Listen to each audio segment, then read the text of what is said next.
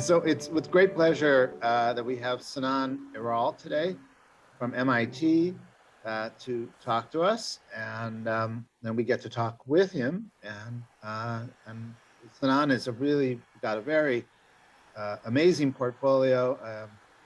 It's very broad and very deep at the same time. And I kind of been watching you for a long time. You were interested in causal issues in social networks near the beginning of your career, and now you're much more into social networking and the various impacts it has. And it's always a delight to hear from you. And so it's a pleasure to have you today. And take it away and give it to us. Yeah. To all of us. Yeah. Yeah. Great to be here. Thank you for the invitation. Good to see some familiar faces.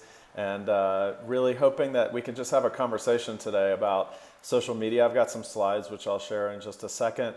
But really I wanted to, talk essentially very 30,000 foot level about the book that I wrote called The Hype Machine, which is all about social media, how it works, the various elements.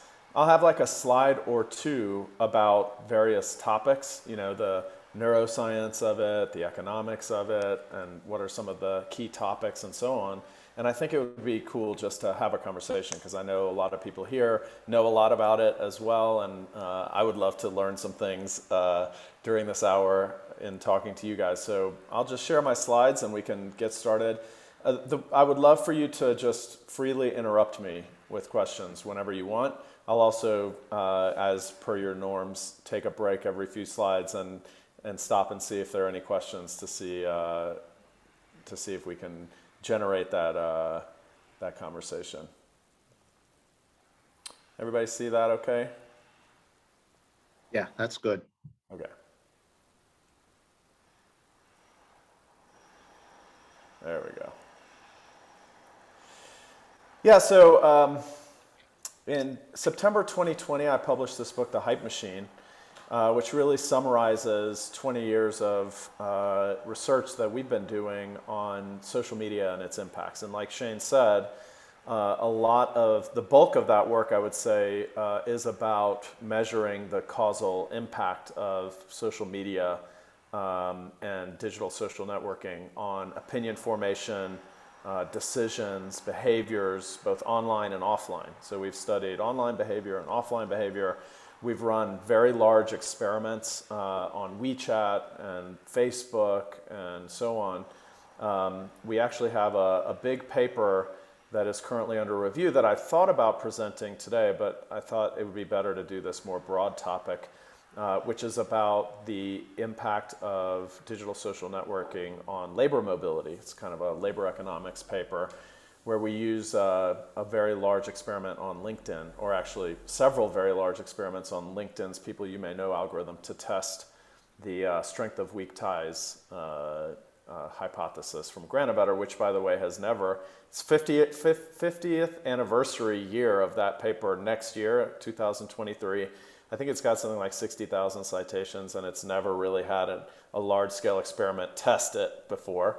And so we were very excited about that. So that's the type of work that Shane was referring to that I do. This book was really kind of more for a broader general audience describing, well, okay, given all of that research, what can we say about social media and its impact? How much does it really affect us? And focus on, three basic areas: democracy, voting, but also participation and so on; economy, including the business impact of social media for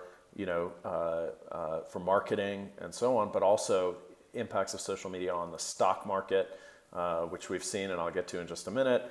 And then finally, our health, our public health when it comes to things like COVID misinformation, but also our mental health. That's a big question these days is, does TikTok depress our kids? And, does Facebook depress our kids and so on? So all of these, I think, are extremely important, broad, societally meaningful questions.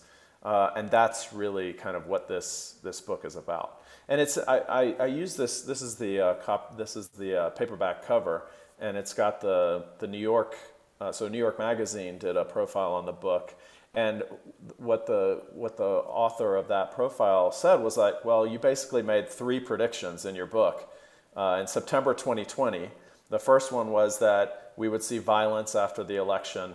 because of misinformation about the results of the election.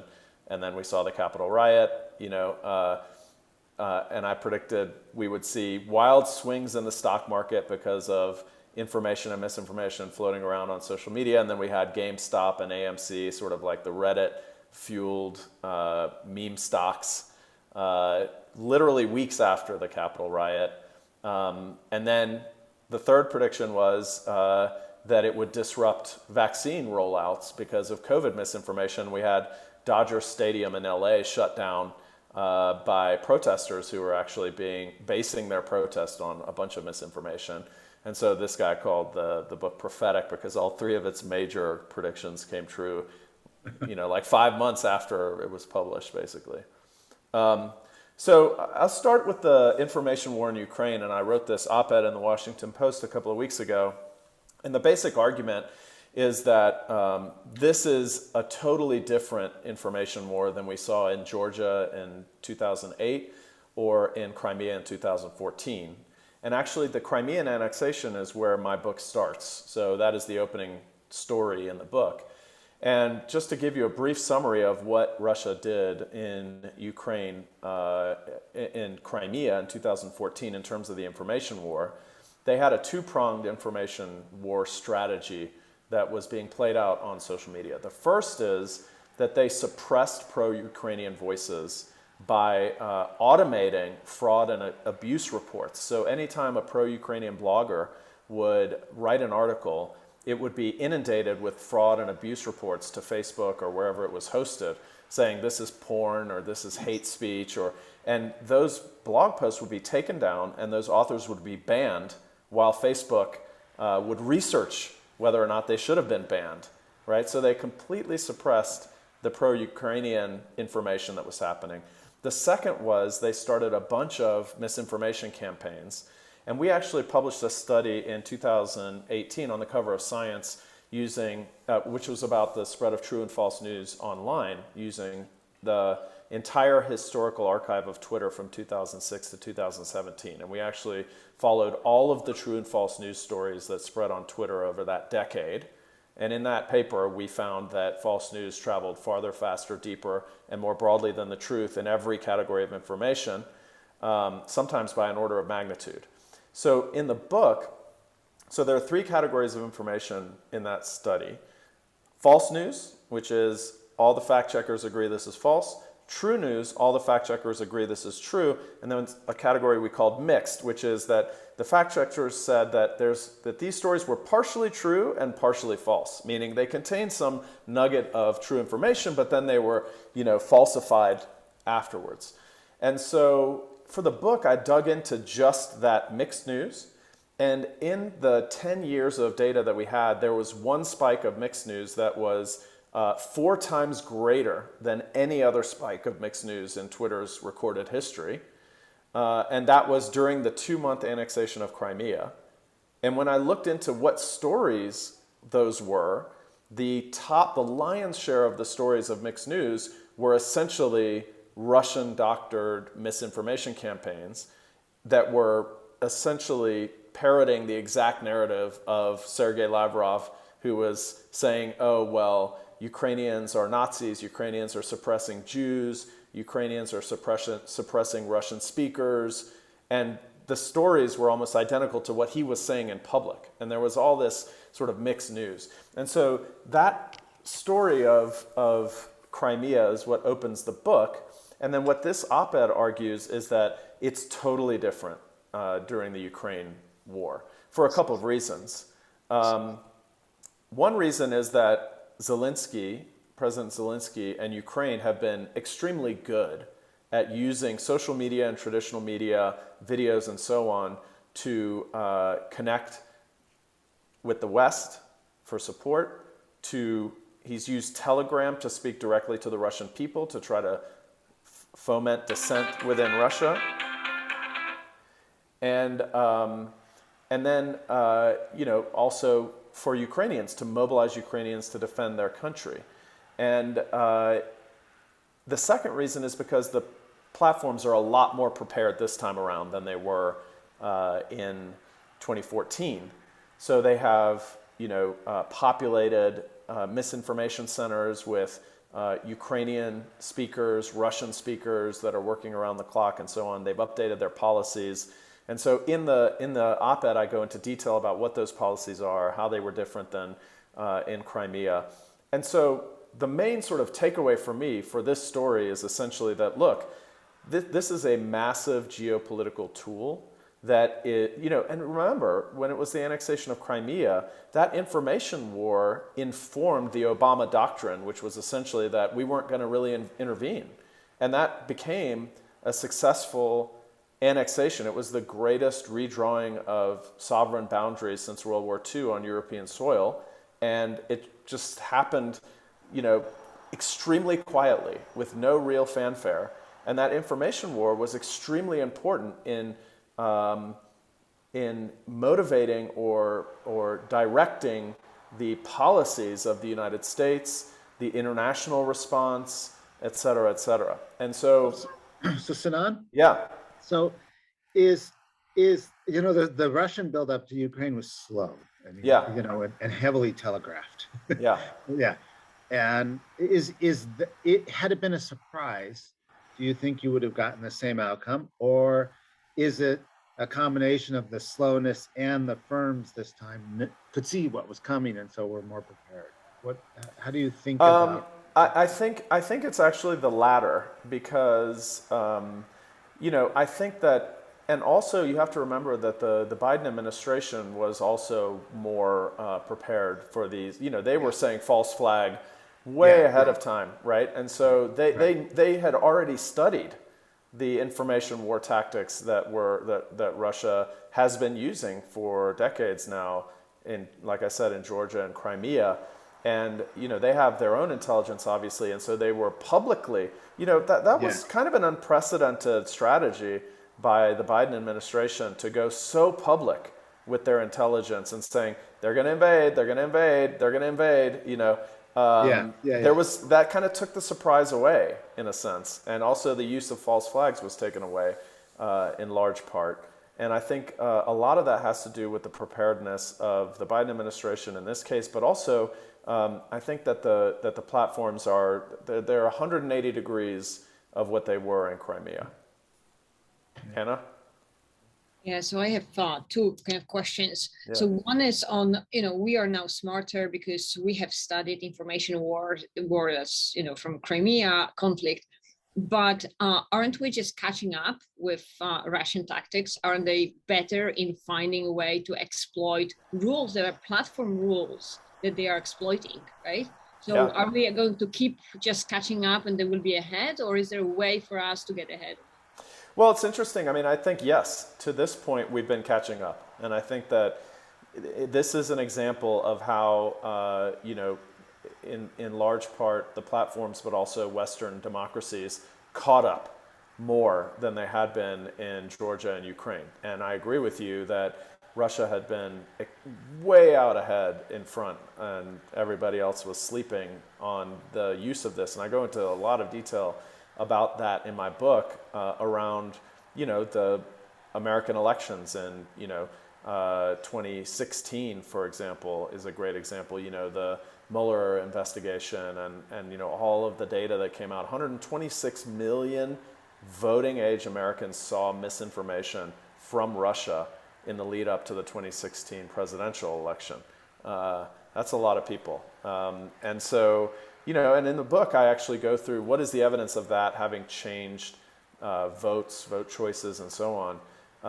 And we wrote a policy piece in Science about that as well, about evaluating the evidence about whether they actually swayed any votes or what we could think about that. And so, yes, I think we've been catching up. Have we caught up? I think in large part, we're much better off now, both the platforms and the sort of Western democracies' response. How do we keep from falling behind? I think they were surprisingly...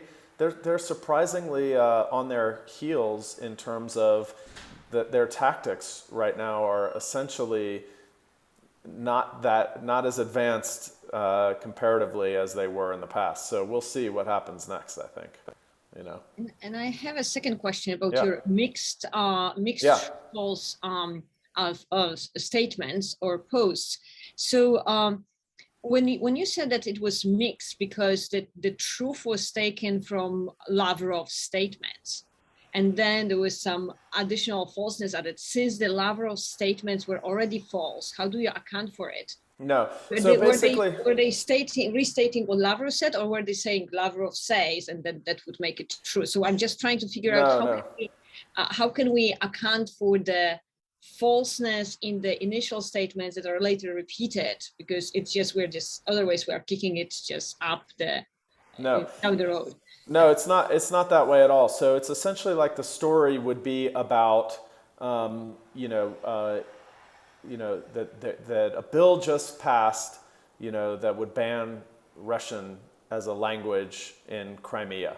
Okay, and maybe there was a bill that got almost no support that was sitting somewhere. So it's partially true that there was a bill like that somewhere, but it's false because it didn't pass and had nowhere near any semblance of support to pass. That's what I mean by partially true, partially false. I don't mean it's a false statement by Lavrov, and when he says it, and if somebody reports that he said it, that's the true part. That's not what I mean. It's these stories where there's this like kernel of truth, but it's false. It's made false by how it's described in the story. It's not what you're describing. And you find that those are the most dangerous ones, right? Well, it's hard to know how you define dangerous, but I found that those were the most. There were a couple of analyses that I do in the book there. First of all, they were the most prominent. So of the big spike in mixed news that was the 4 times greater than any other spike in mixed news, the lion's share of that spike were these partially true, partially false stories that supported the Russian position and were essentially what Sergei Lavrov was saying about what was happening in Crimea at the time. And then we also found that essentially there was a statistically significantly higher level of bot activity and a statistically significantly higher number of unique accounts that were spreading the information, which is usually sock puppets or bots. So these are sure signs of sort of like an orchestration of falsity happening. And are they more dangerous? Well, I would define that as, did it change opinion and behavior in a way that made it dangerous? That's harder to quantify causally, but you still have the Obama doctrine that stops short of intervening. So, I'm careful to make those kinds of causal claims in terms of how dangerous they are. They were certainly the most prominent and seemed very orchestrated. Matthias? Thank you. Thank you. Mm-hmm. When you mentioned that the West is caught up and was better prepared this time, do you have a focus more on the established platforms and maybe less on the emerging ones like TikTok? So it's funny you say that because TikTok is obviously Chinese owned. So we have a very different, and I call that out in the op-ed, that all of the companies that are essentially owned by entities in the West have a pretty, unified set of basic policies in the information war in Ukraine, whereas TikTok is slower, and I think that has less to do with their being a new company and more to do with their geographic origin and the political climate in that geography. Mm-hmm. Okay, that makes sense. And as a consequence of kind of the preparedness of the West, Russia has blocked Facebook and Instagram. Yeah, that's right. I talk about that as well. So in the op-ed, and therefore the growing importance of encrypted platforms like Telegram. And there's the whole story of Telegram in my book as well, which is fascinating. The story of Pavel Durov, who is sort of like the Neo of Russia. If you've seen The Matrix, he wears long, black, trench coats. And what he did eventually, the Russians really did try to shut him down. So he donated $250,000 to the sugar industry of St. Kitts and got a passport in St. Kitts. And now he actually takes his development team from hotel suite to hotel suite in various parts of the world, traveling on this St. Kitts passport, and runs Telegram from this nomadic lifestyle that he leads with his brother. Telegram totally encrypted. And at the very beginning, they actually said, hey, we're going to decide whether we're going to sort of censor information that's happening coming out of Ukraine, and made a big deal about it, and then decided not to. So that was a big policy move on the part of Telegram. And Zelensky used Telegram and uses Telegram to speak to Russians directly, Russian citizens directly. So you just see immediately how important this technology is in an acute setting like this, like a geopolitical event like this war. So yeah, Sinan, so Telegram is encrypted, but yet the Telegram owners could censor information. How does it work? Is it free and encrypted? Anyone can say anything, or is there censorship, and who can exert it? Well, you know, the owners can exert control, but Pavel Durov is a very libertarian person. Yeah, but does it mean that they see the information, or the owners, the platform doesn't see the information? Well, I mean, passed on between the users. Well, I mean, they can be inside the groups and see, for instance, what's happening inside a Telegram group by being in there, right? If I did a one-to-one message with you, Hannah, it would be encrypted and they couldn't see that. But inside a group that's essentially public, they can see that, and that's where they would censor, not one-to-one communications, but public groups where they could say, okay, this is, sending images that may violate the Geneva Convention. We're going to shut down this group. They can do that. But actually, his politics then becomes very important because he happens to be libertarian and very committed to that ideology, and has shown that over and over again throughout the years. That makes Telegram what it is. Not just the technology, but the choices made by Pavel Durov and his brother. I also described there, in the book, that the real threat is not to the election, but also to the sanctity and peace of the election process, and that it could, result in violence. Then obviously we had the Capitol riot. I wrote, that this violence could come from social media in the form of fake news and coordinated conspiracies plotted over Facebook or Twitter, which is basically exactly what you saw happening after the election. I also talked extensively about the impact in the book on equity markets. So, for instance, in April 2013, the AP put out this tweet, breaking: 2 explosions in the White House and Barack Obama is injured. And this tweet was retweeted 4,000 times in 5 minutes and then went viral thereafter. But it wasn't real news. It was fake news propagated by Syrian hackers who had infiltrated the Twitter handle of the AP. And the thing about social media is that it doesn't live in isolation. It's linked to other algorithms, like automated trading algorithms that trade on the sentiment that is expressed on social media. And this triggered these trading algorithms to start selling, and that actually wiped out about $140 billion in equity value in a matter of minutes. And that's from one tweet, right? So imagine all of the various impacts on equity markets. And obviously the big, I wrote another op-ed about GameStop and AMC and how really this is a destabilizing collision of sort of coordinated online crowds and equity markets, and a lot of those crowds coordinating over social media. Obviously the SEC did a big investigation about this. And my sort of thoughts about this is that this isn't market manipulation per se, but it's a whole new category of information ecosystem behavior that we have to be aware of and understand and think about. Should this be regulated? Should this not be regulated? I don't think any laws were broken here, but I do think that we have to pay attention to how this might change how equity markets move in the future. Obviously, yeah. So on that point, have you seen any indications of anyone trying to use you can now do a virtual head of an individual, of a real celebrity, and fake their voice, and right. And I mean, somebody knows what they're doing, you can certainly do that. And have we seen anything like that being used yet Yes. for market manipulation? Because Not, that seems yes. right around the corner if we haven't. That's why I'm asking. Yes, I think a couple of things about that. One, I think it's less effective for market manipulation.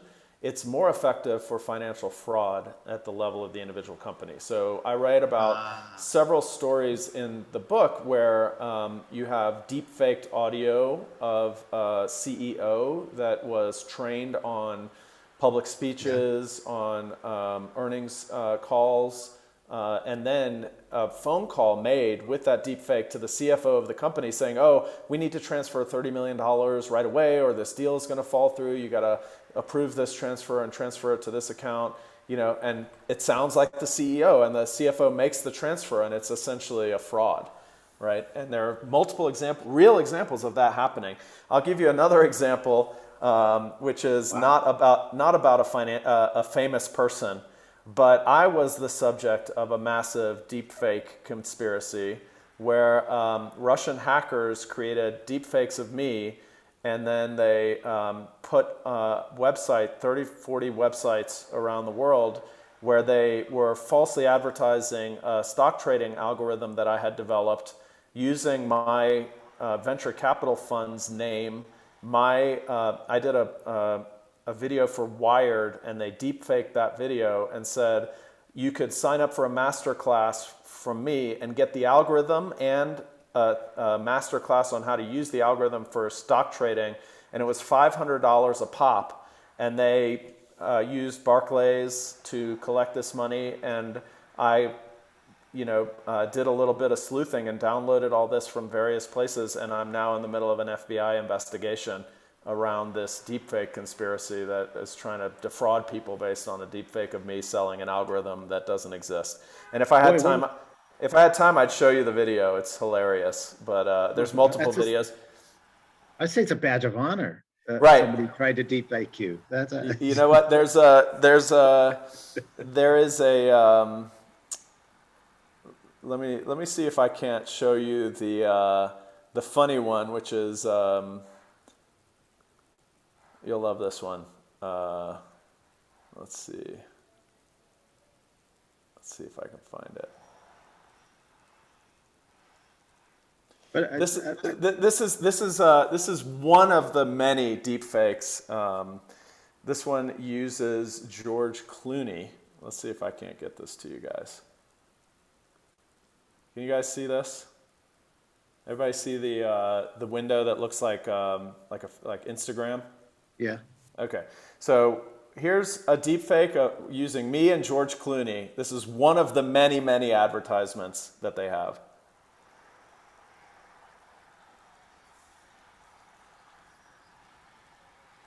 We don't have sound. Oh. I think you have to when you share your screen, you have to select the share sound as well. Okay. I think it's in the bottom left. Aha. Okay, great. See it again? Uh-huh. Now, this is one of those only in Hollywood stories. We all know George Clooney is a great guy. You know, everyone wants to be Clooney's friend, and here is a million reasons why. Hi there, I'm George Clooney, and as soon as this pandemic is over, I want you to look back and celebrate how you made the best of it. So now join a free masterclass from my friend Sinan Aral. He has created a profitable trading algorithm that I have checked by myself, but don't take my word for it, just ask him. Just register for the free masterclass and make your dreams come true. You deserve it. Good luck.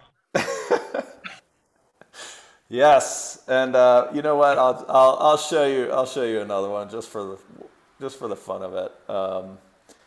But you could imagine somebody really getting production value in there and totally and making a mess of things. Totally, exactly right. Wow. Okay. So this is not the best one. There's a much longer one, but I'll do it anyway. All right, let's see if you can you see this one? I look very sleepy in these videos. Good morning, friends. Well, how are you after the masterclass? I hope that you have already started implementing what you have learned. You are charged and you are ready. I just want to wish you a good day. We are on a full swing today. I'm sure that from now on, your life will only change for the better. I'm not exaggerating I since... can't watch this anymore. I'm sorry. Wow. Wow. Okay. No, thank you. Crazy, right? Yeah. Yeah. So pretty funny. Anyway, I thought that would give you a little bit of a sense for what I'm talking about there. Okay. So obviously we had the, COVID misinformation was another big one. And then, that misinformation led to shutdowns, for instance, of Dodger Stadium. We actually did a big study. During the pandemic at the IDE, we launched the largest longitudinal survey of COVID behaviors, norms, and perceptions in the world. We surveyed, I think it was almost 20 million people. And we also ran randomized experiments in that survey where we gave some people truthful information about the fractions of people in their local area who said they would take vaccines prior to asking them whether they would take a vaccine. And we showed that that actually increased their likelihood of taking a vaccine, and that it increased people's likelihood more if they were unsure whether they would take a vaccine than had they already made up their mind. The White House vaccines coordinator called us when we put out that study, and we talked to them. And then Jen Psaki's, press conferences, her tone changed dramatically from emphasizing how bad it was that so many people weren't getting vaccinated to, isn't it great that the vast and growing majority of people are getting vaccinated, because that actually would lead to more people getting vaccinated. So that was pretty interesting. I'll skip this example of measles. Now, social media, there's a lot of promise there. So when Nepal had its greatest earthquake in 100 years, Europe donated $3 million to relief efforts. The US donated $10 million. Facebook spun up a Donate Now button and raised $15.5 million, more than Europe and the US combined, from 770,000 individual donors, which gives you a sense for the sort of magnitude of the mobilization capability of these types of platforms. It's hard to laugh at the Ice Bucket Challenge, which a lot of people do laugh at, raised $250 million for ALS research in 8 weeks, which is amazing mobilization. The founders of the Black Lives Matter movement say there would be no Black Lives Matter movement without social media, right? Progressive social change movements. And, before Black Lives Matter, it was the Snow Revolution in Russia. It was protest movements in Hong Kong, Ukraine, and so on and so forth. We've also done a lot of studies about the economic impact of, for instance, Facebook. And studies we've done at MIT and as well as been done at Stanford estimate that Facebook creates about $370 billion in consumer surplus every year in the US alone. And that is from people running their small and medium-sized businesses on Facebook. That's from access to jobs and training and skills and so on, as well as meaningful human connection, life-saving health information. And that's just in the US, whereas the vast majority of Facebook users are outside of the US. And in some countries, Facebook is the internet. Like in the Philippines, Facebook is the internet. In parts of Africa, Facebook is the internet. So there's tons of economic opportunity created as well. And right now, we're sort of at a crossroads, right? We've got the Facebook whistleblower. We've got calls for regulation. We've got lots of examples of hate speech and spread of misinformation and political polarization. Does it cause political polarization? With the algorithms feeding you, down rabbit holes of more and more conservative or liberal content. All of these are really important questions for our society. And on the other side, truth, democracy, meaningful connection. What we do next in terms of how we regulate it, use it, what the platforms do, is going to make a big difference in terms of which of these roads we take. And in the book, I describe, for instance, the neuroscience of how social media affects our brains. And the real two takeaways there are, one, the dopamine reward cycle, which keeps us coming back for more. We get little hits of dopamine every time we get social validation with a like or a comment on our posts. And in fact, Sean Parker told the journalist Mike Allen in 2017, he said, yeah, that's how we designed Facebook, to give you little hits of dopamine, to get you addicted, to keep you coming back for more. This was not an accident that, there's an addictive nature to these technologies. The second one is really this notion of what's known as the social brain hypothesis, which is essentially that, there's always been a big debate about cultural and cognitive anthropologists about why the human brain is so big. And there are a lot of different competing explanations. Maybe it's,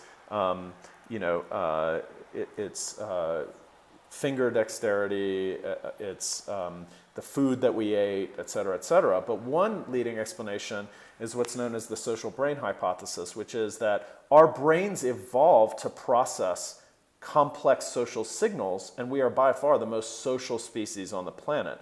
I mean, think about no species comes anywhere near us in terms of organization, coordination, cooperation, building technologies to exchange information.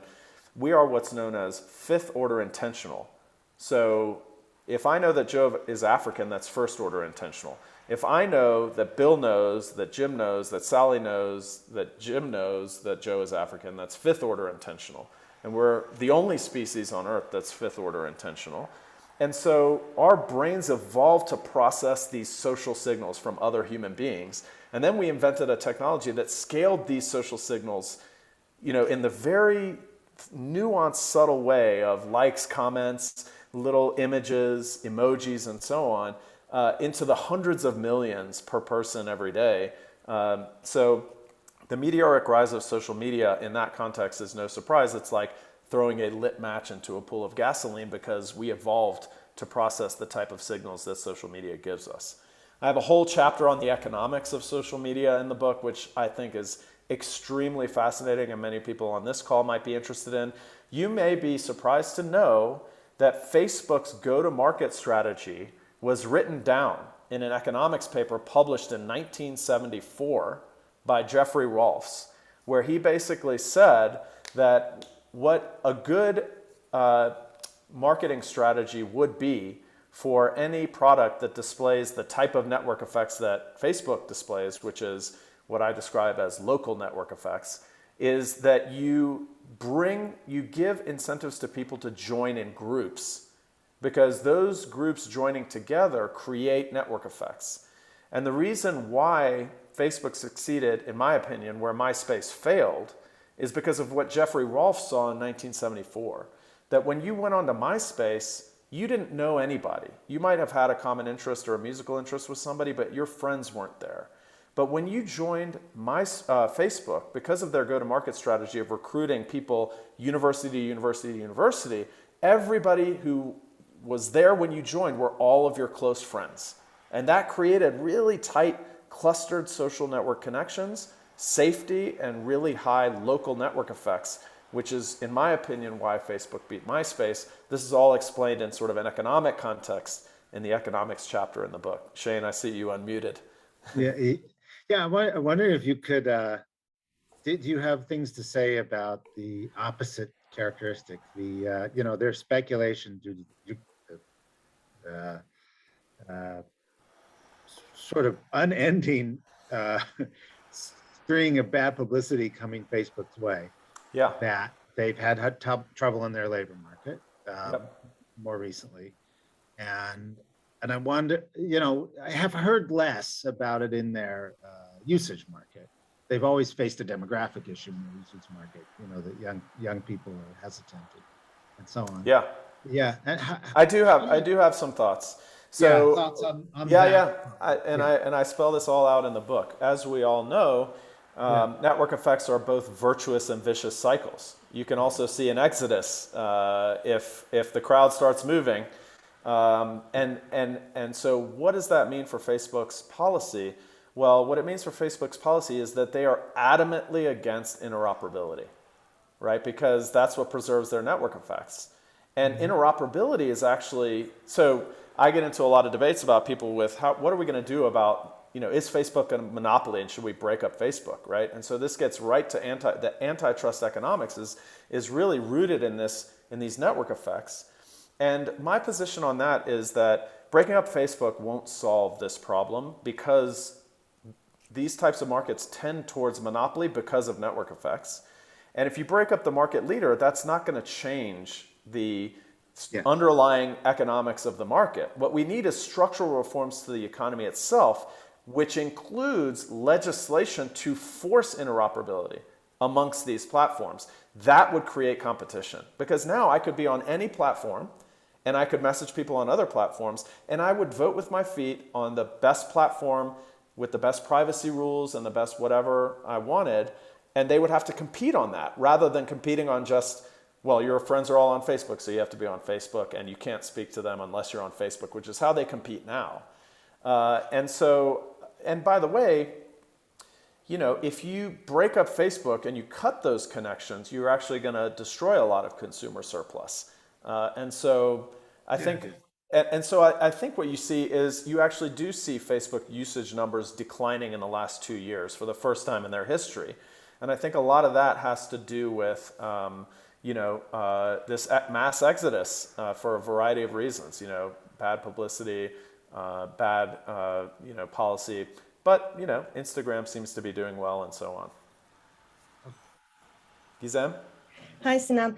I wanted to hear your opinions about the decentralization movement around Web3. How do you think that will affect all that you're talking about?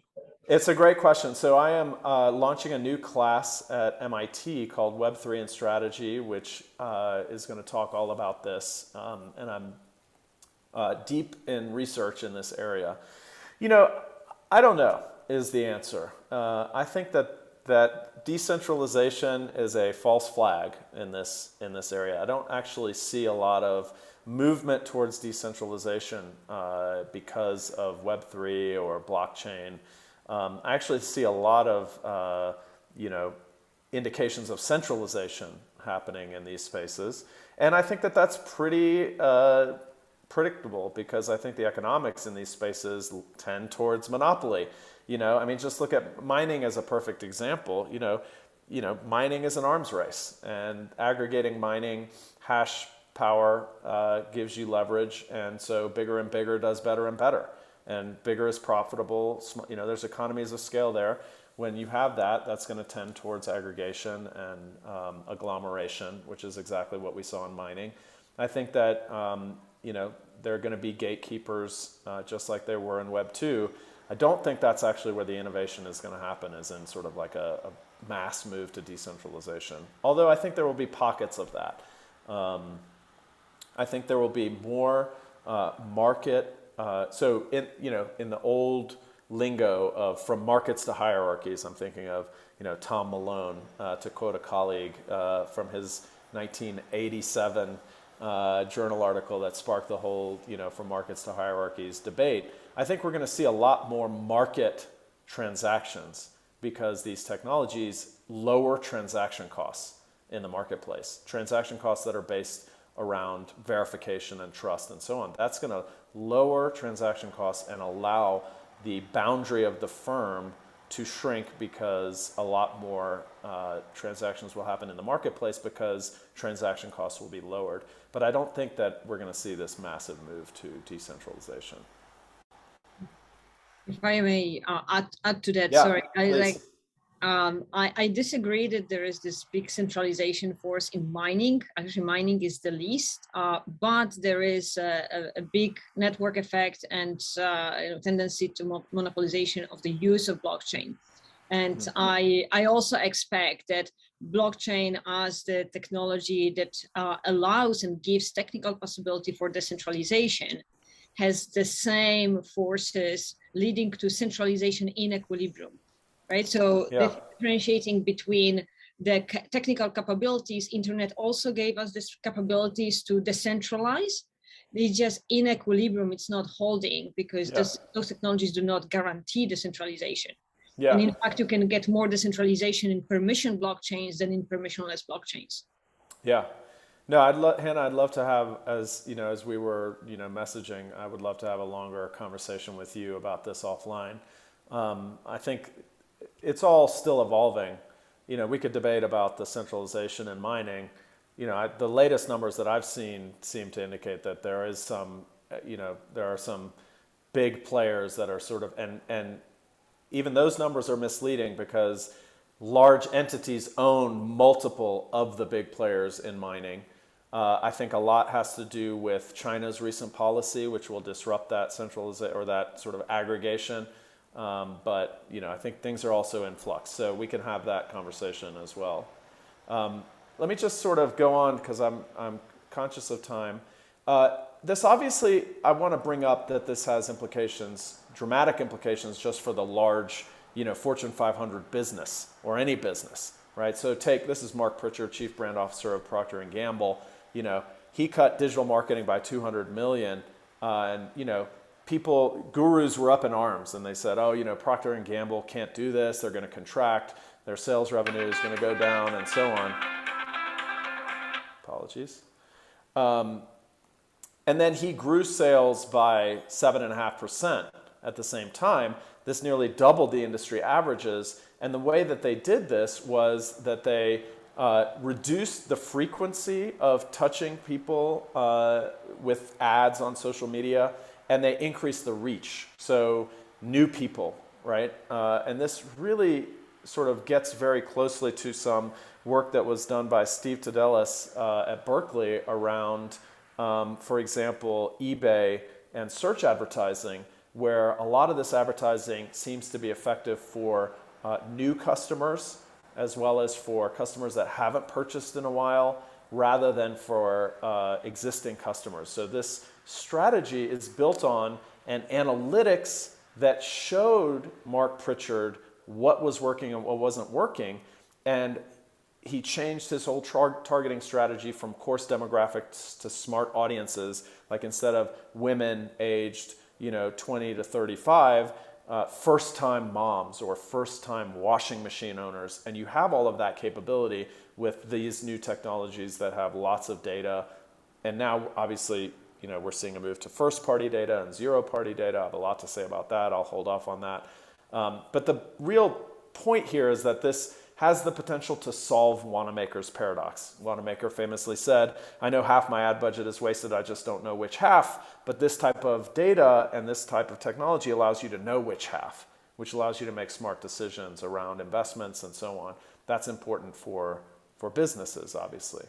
In the book, I describe how algorithms use what I describe as this hype loop to influence our opinions and behaviors. On one side, there's the machine intelligence, which analyzes our behavior and then optimizes what we see. And then on the other side, it's the human behavior, which appropriates and acts on the machine suggestions in the sense that we, there are friend suggestion algorithms and feed algorithms and ads that decide what to show us, and then we decide what to act on, and then that feeds right back into the machine intelligence. And this loop really drives the behavior that we see in social media. So I go into great detail about this loop.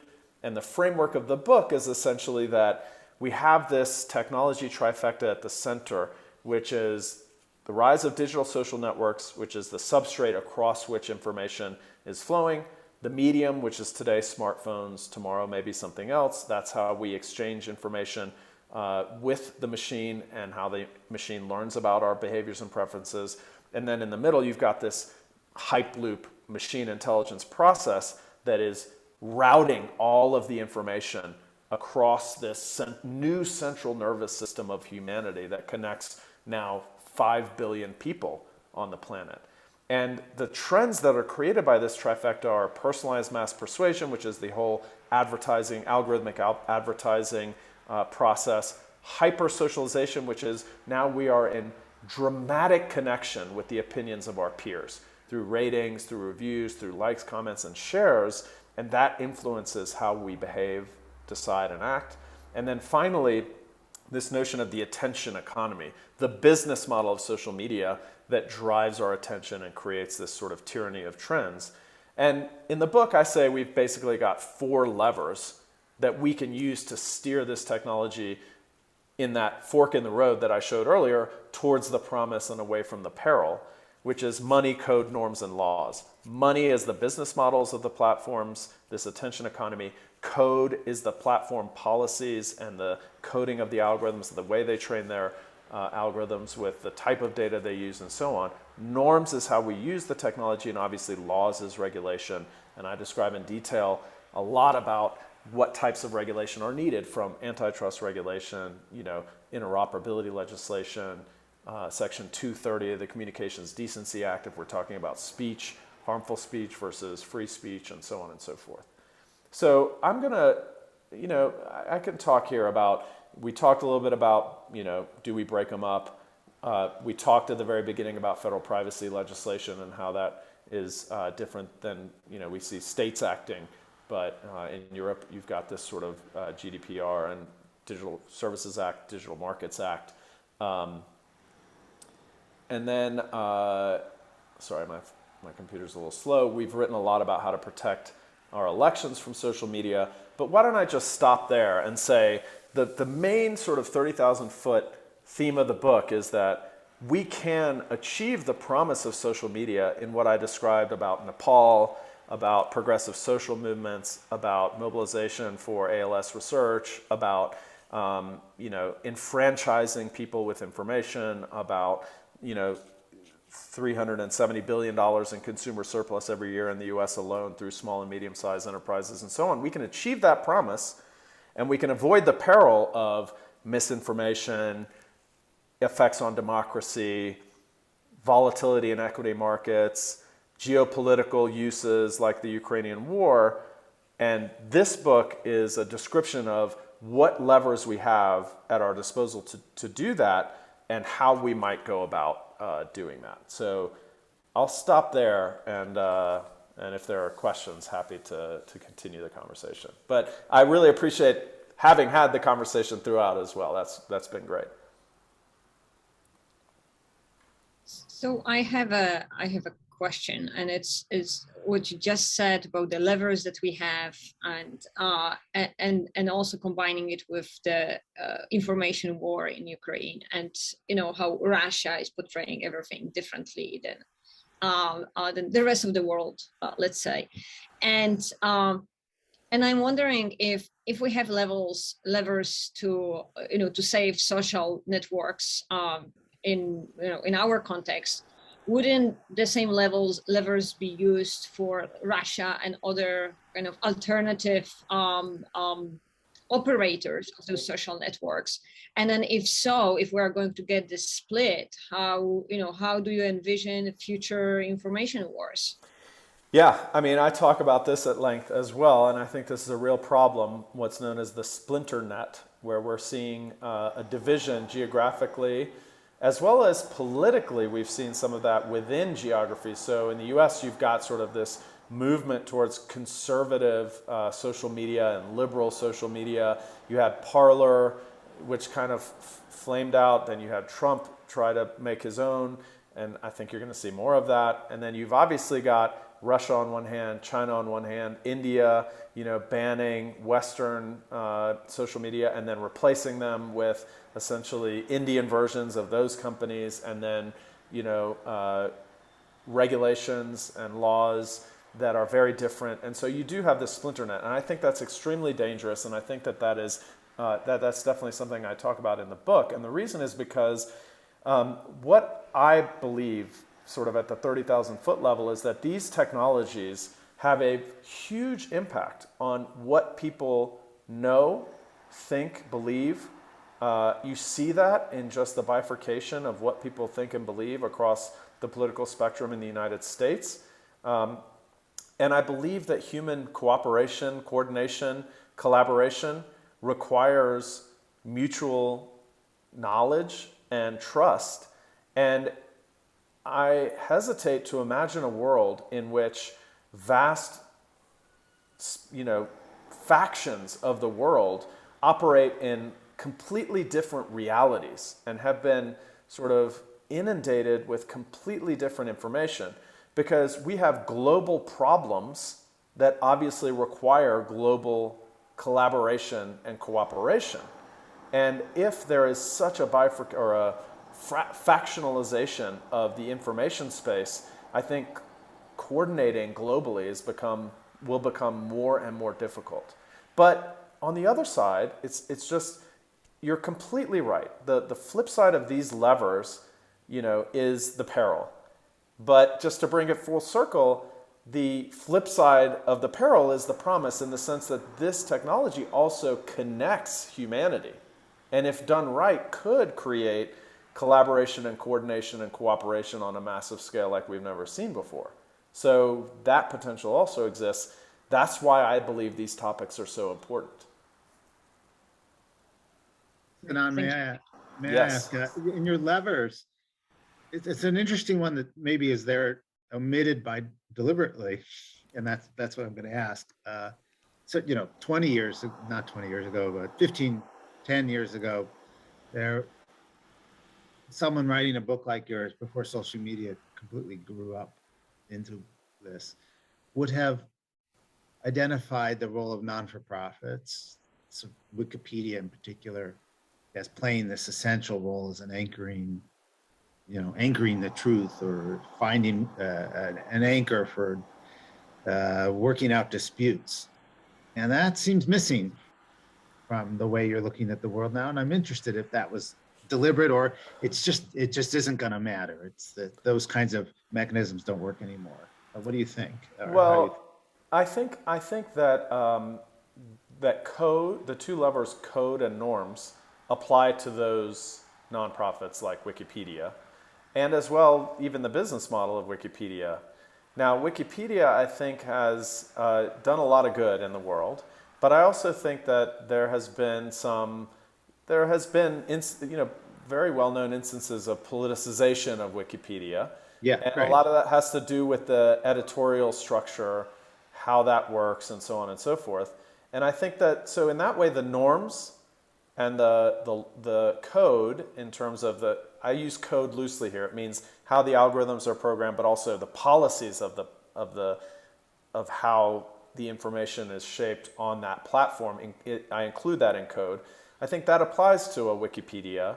And I do think that nonprofits are important, but I don't see them as sort of separably important in the sense that they deserve their own lever. I think that they are similar to Facebook. They just have a different business model. Fair enough. And by the way, I will say just one more thing. I think it's interesting that you note this whole idea of what would have happened had we had this type of book prior to the social media growing up. I think we actually have that opportunity now in Web3, and that's something that I think is an important note, that we have more steering capability with advocacy now than we did, than my book had for social media, which was written after the fact. And actually, I wanted to add on that. So, Shane, you're asking, before social media grew up, we would have expected nonprofits to have this really important role. Now we are expecting DAOs to have this really important role in blockchains. And I'm saying in 10 years, when blockchain grows up, the DAOs will be as, kind of not especially important as nonprofits are right now for social media. So that's kind of my similar dynamics that we're heading towards.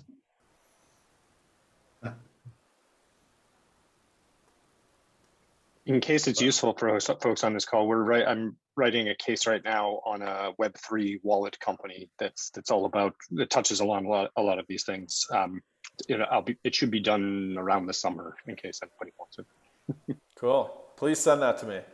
Sure. Frank? Yeah. Yeah. Sinan, my question is going to be a lot more mundane than war and peace and our future as social animals. And it's going to, basically, I'm going to ask you to tell us more about what Pritchard did at P&G to, decrease digital marketing, increase spending. But let me frame it, because it's a larger go-to-market issue. When I work with companies the last few years, what I see fairly consistently is that social media as a marketing, go-to-market, customer acquisition and retention tool is increasingly cluttered, expensive because of the lack of interoperability, very high maintenance. How many marketing people could even spell TikTok correctly as recently as 3 or 4 years ago? And frankly, a classic example of economic law of diminishing returns. There's a joke making its way among CMOs. Where's the best place to bury a body? Page 2 of Google or Amazon, right? No one goes there. That's where we'll find Jimmy Hoffa. Is that what you're finding? And what does that mean for the money that, in effect, fuels the ability of people to do good or bad things on social media? Great question.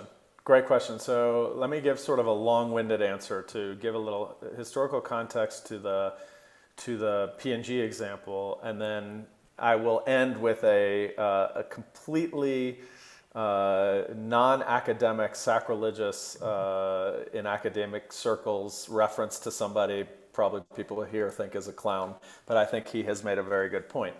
So Mark Pritchard gave a talk in 2017 at the, it's now a famous talk at the Internet Advertising Bureau, where he scathingly, basically, took digital marketing to task for being extremely non-transparent, a lot of fraud, a lot of click fraud, and so on and so forth. And he was like, we are cutting our digital marketing, we got to clean this up, this is horrible, and so on and so forth. And then he did cut, and he took a page from the playbook of eBay, the story of eBay told in Steve Tadelis's, I believe it was the Quarterly Journal of Economics paper, where they studied search advertising. So the story there is that eBay thought that they were getting a 4,100% return on investment from their search marketing. And then when they redid the math, they actually found out it was negative 63%. And they found this out by doing an experiment where they shut off search ad dollars, and they realized that all of that essentially transferred to the organic search traffic. So they lost no traffic. They stopped paying for search ads. They lost no traffic. And when they dug a little bit deeper, they actually saw causal effects on sales for two important groups. People who had not visited eBay in the last 12 months, and people who had bought less than 2 items in the last 12 months from eBay. So new customers, essentially. And when you look at that data, you realize, wow, this is highly causally effective on a certain type of consumer, which is that new consumer. And that's essentially what you see Procter & Gamble doing in being smarter about their digital marketing dollars. They reduce reach by 10%. They increase reach by 60%. They reduce multiple hits on the same people by 10%, and then they get finer and finer targeting. They build a database of 1 billion people with first-party data, and they start targeting really narrowly. And I think that that's a good example of how this technology can be used. And I think that it's an example of how you have to be really good and smart and detail-oriented and analytical, and that that demonstrates the diminishing returns, that the generic strategy of just advertise on Facebook doesn't return what it used to return, and that diminishes over time because the costs have gone up, because there's lack of competition, because of all of the things that you state. And so there are positive ROI to be had from nuanced digital strategies like the one that Procter & Gamble executed and now are evolving as Apple has new privacy policies, as cookies, are going away, and you have to have first and zero-party data. We have all sorts. I have lots of things to say about that. I'm the founding partner of Manifest Capital, and we invest in companies. And one of our companies is a first-party data company called Jebit that collects, data from consumers, consenting consumers who want to provide their data for various reasons.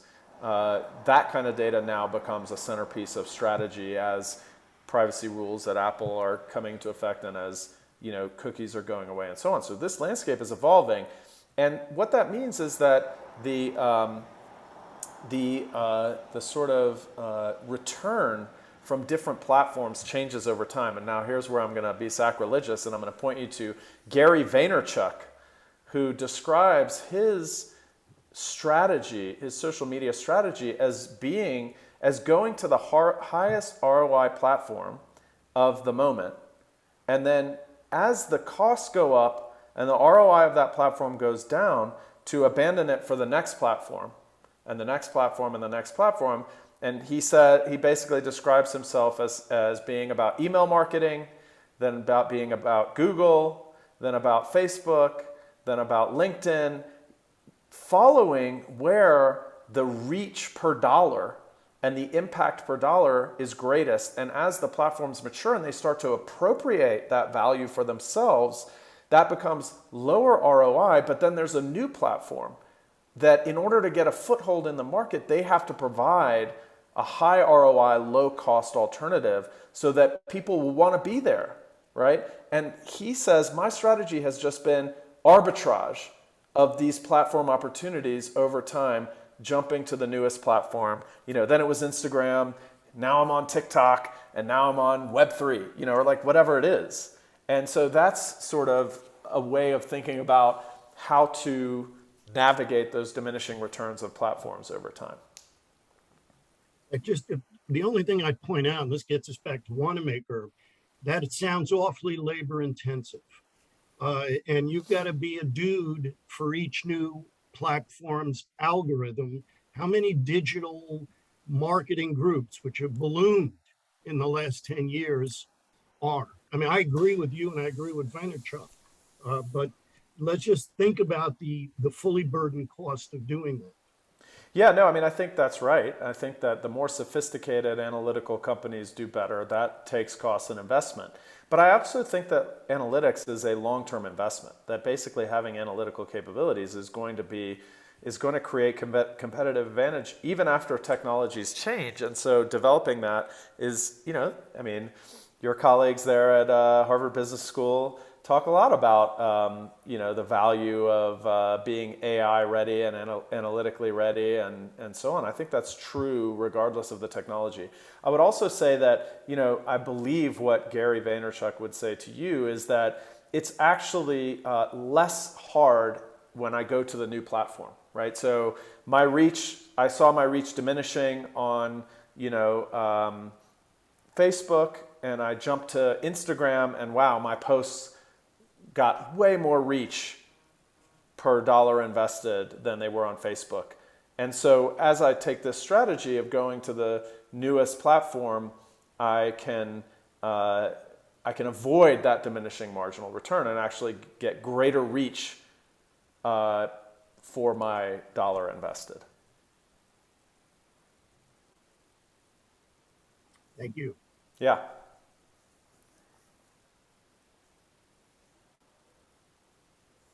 Well, that was pretty awesome. Thanks.